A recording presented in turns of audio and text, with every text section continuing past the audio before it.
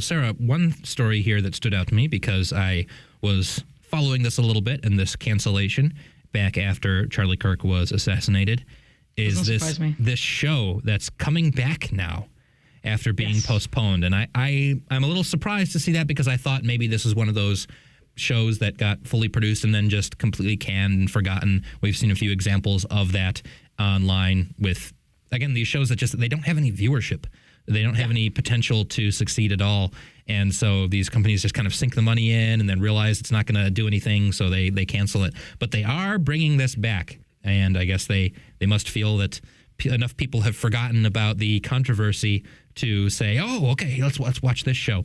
And this is to me, hilariously absurd concept about someone played by Jessica Chastain who goes online and investigates these hate groups, these oh-so-scary groups of particularly young white men who are on the right wing, who are getting into these groups online, these groups of the alt-right or the dissident right or whatever you want to call it, and they're plotting to carry out, hate crimes against these poor, vulnerable left-wing groups or individuals. Again, they're going to go out and I don't know, beat up black people or be misogynist against women on social media or something. I don't know, whatever the plots are.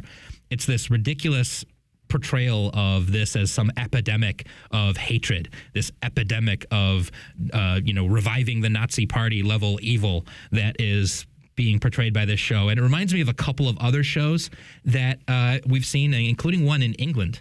We saw a rather interesting flipping of what's actually happening. Because, again, this got canceled because, well, it turned out that the only people going around shooting people are radical left-wingers, these radical trans ideology adherents. Those are who are going around shooting Charlie Kirk, who are plotting these kind of crimes. That's who the real danger is. So I guess Apple now feels it's been long enough they can bring this back and try to stoke the fury again, but it's such an absurd concept. It makes me laugh.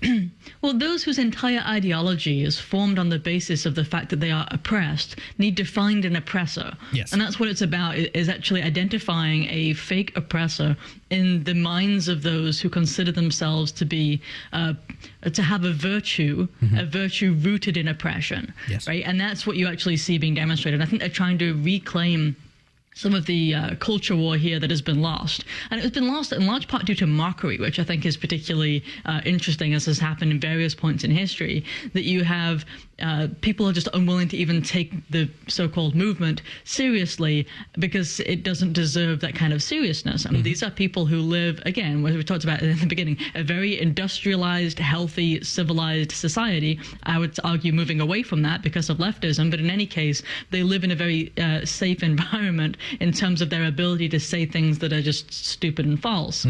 And yet they want to argue that instead that they're facing such oppression from these young white men who, by the way, they, as a consequence of their ideology, have spent so much time keeping out of major institutions and actually oppressing. Which, if you have, these groups of young white straight men who feel disenfranchised, it's because of this particular environment that has created that. So when you try and keep them out of universities, when you try and keep them out of major positions, when you have NASDAQ of all people that says, well, we have to have a certain number of diversity hires on the board, otherwise you can't be listed on the NASDAQ stock exchange, which was the case until 2024 due to legal challenges. Like, when you have that kind of environment, you're going to create a counter reaction of disenfranchised people, which is what they've seen. But what you haven't seen really is any sort of demonstrable network of hate attacks. What we have seen instead are attacks by trans shooters constantly increasing. So which are clearly linked to networks,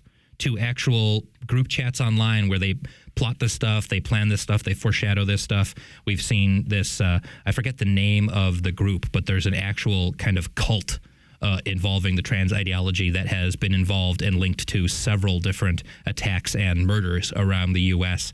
That's where you're seeing this actual grouping. You see it with doxing attacks, where they say, "Oh, someone's anonymous online, and they're saying things that we consider offensive and radically right wing, so we're going to expose them to try and get them fired." That's something that is still going on, and that is still happening on even on Elon Musk's X, where he said, we're going to crack down on this and not let liberals do it. Nope, they're still doing it with impunity.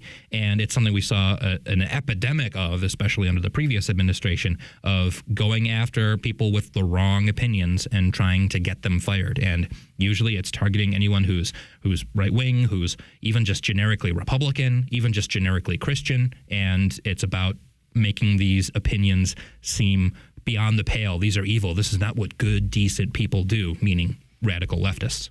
Yes, exactly. Because they want to change a full understanding of what it is to be moral away from the Christian worldview. And in fact, they generally would say that the Christian worldview is itself oppressive. And because of that, you have this sort of flipping over of moral norms.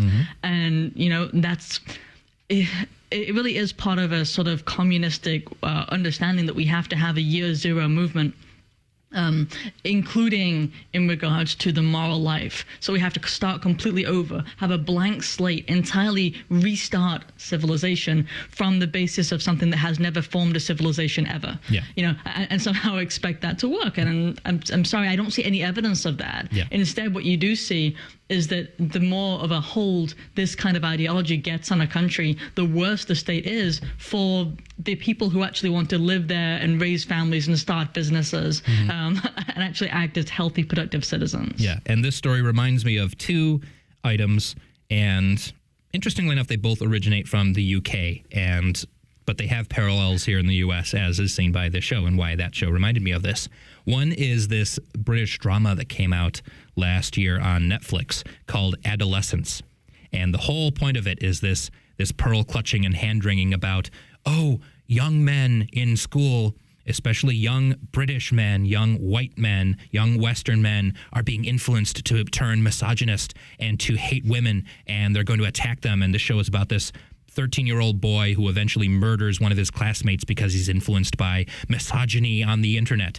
And this show came out on the heels of an immigrant murdering his classmates. This is where the actual violence is coming from in England, where the knife attacks are coming from. It's not from radicalized young white British men. That's not where this is happening. But of course, this is what the media says. This is the actual boogeyman. This is the real evil that's happening, is this radicalization. And then we just saw a study about last week, I believe it was, from the UK about what people's opinions are, what genders' opinions are of each other. What young men think of young women and what young women think of young men, or just what women and men think in general, and especially focusing on the younger age groups.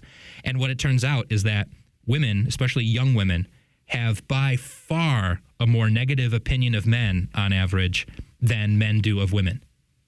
Like it was shocking. It was about 3 times more. It was like 7% have a negative view. 7% of young men have a negative view of women. 21% of young women have a negative view of men. It's actually 3 times the difference. And have you tried to be around men, though, Jake? Yeah. Sorry, I'm just kidding. Yes.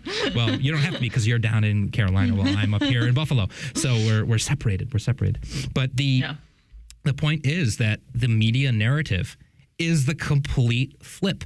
It's the complete opposite of what's happening. That there's this radicalization of young men hating young women, this rise of misogyny.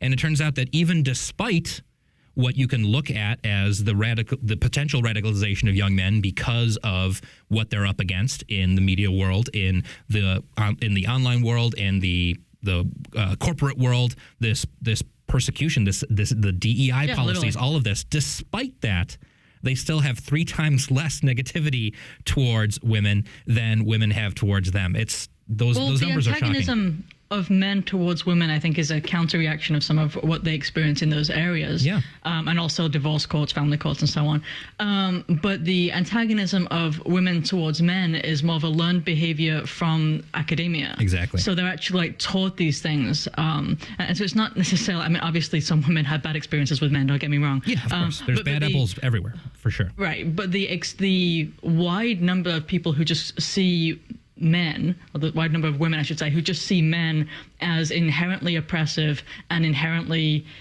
problematic, and people who they don't want to be around. Mm-hmm. Well, that's increasing because they're taught that, because they're taught that basically men have been responsible for every bad thing to have happened ever. Yes. And therefore we should want them to be kind of dethroned in society because patriarchy is bad. And therefore, if you had women in control of everything, everything would be fine because women are inherently peaceful. And it's really just a fraudulent, and to use a very modern word, a very toxic worldview to hold. Yes. It's like, well, men are builders of civilization, are builders of literal and figurative way. And so, yes, they've been behind the bedrock of civilization. That's not a bad thing. That's a good thing. Yes. Rise Right exists to help you rise right, to start your morning off with Catholic faith and reason, so you can handle whatever the world throws at you each day with a firm foundation in truth and hope. But we can only accomplish this with the help of listeners like you. Support our mission at thestationofthecross.com.